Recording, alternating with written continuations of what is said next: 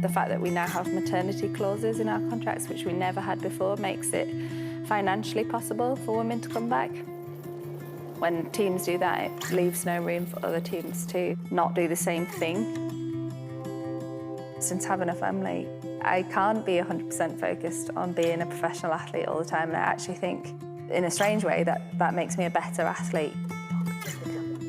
I have to focus on my daughter, and she can make me smile in 10 seconds of seeing her. So, yeah, I owe a lot to the balance that becoming a mum has brought me.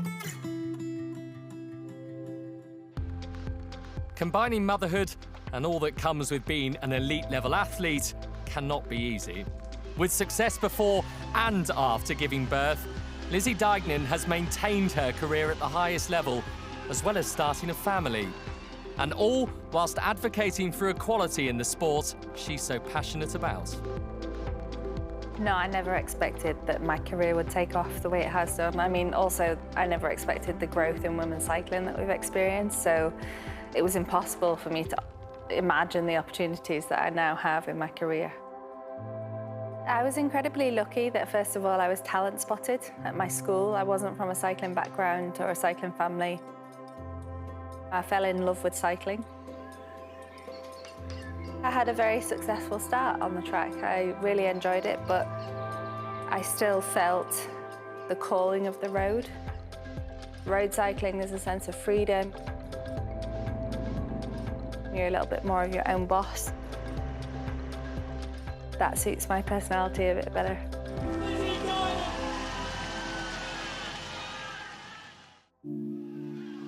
And it's on the road where Lizzie's career highlights have so far been achieved. A decade ago, she won a silver medal at her home Olympic Games in London. And in 2021, triumphed at the inaugural Women's Paris-Roubaix, a gruelling race that's been famous in men's cycling for over a century. I'll always be the first ever, which makes it a little bit extra special. The win was so much more than me individually. It was like a win for women's cycling. It's hard to kind of explain to a non-cyclist how big and iconic the Paris-Roubaix is. It's the hell of the north, that's the nickname for it. And it is simply because you have cobbles, very much like this one, jutted and thrown into the ground. It's not like a nice cobbled street. You know, it's a relentless section of cobbles. It takes somebody to have a lot of luck, a lot of skill, obviously a lot of power as well to become the champion of the Hell of the North. I want a hug.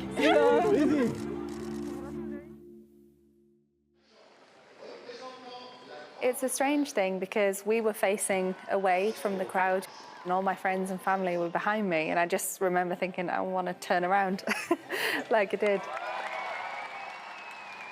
I'd never experienced an Olympic Games, so I didn't really know what to expect, but that was just beyond expectations. It was a huge event, like everyone in the country got behind it.